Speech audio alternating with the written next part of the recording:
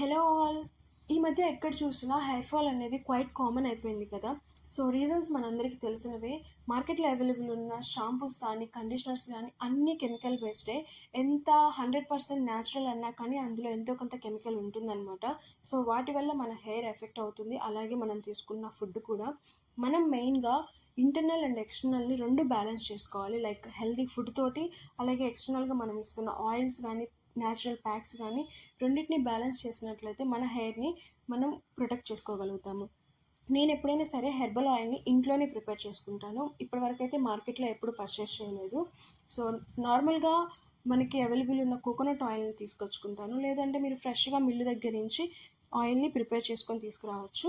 దాంట్లో మెంతులు ఇంకా ఆమ్ల మన హెయిర్కి చాలా ఎఫెక్ట్ చూపిస్తుంది. దాన్ని కొంచెం కచ్చపచ్చిగా దంచుకొని, అలాగే రెక్క మందారం పువ్వులు ఎక్కువ ఉంటే ఇంకా చాలా మంచిది. మందారపు ఆకులు, గోరింటాకు, కరివేపాకుని కొంచెం కచ్చాగా దంచితే దాంట్లో ఉన్న జ్యూస్ ఈజీగా ఆయిల్కి వెళ్ళిపోతుంది. అందుకోసం అలా దంచాను. మీకు దొరికినట్లయితే భృంగరాజు గుండెగలగరాకును కూడా యాడ్ చేయండి. ఈసారి నాకు అది దొరకలేదు. సో ఇలా అన్నీ యాడ్ చేసుకొని బాగా లో టు మీడియం ఉంచుకొని మరిగించుకున్నాక ఆయిల్ మనకి ఇలా టర్న్ అవుతుంది. ఆ టైంలో దీన్ని చల్లారి పెట్టుకొని వడపట్టుకొని మీకు ఎప్పుడు కావాలంటే అప్పుడు నార్మల్ ఆయిల్ లాగే యూజ్ చేసుకోవచ్చు అనమాట. అలాగే హెయిర్ యొక్క రూట్స్ని స్ట్రెంథెన్ చేయడానికి చాలా హెల్ప్ అవుతుంది ఈ ఆయిల్. సో మరిన్ని strong and healthy hair tips కోసం ఛానల్ని సబ్స్క్రైబ్ చేసుకోండి.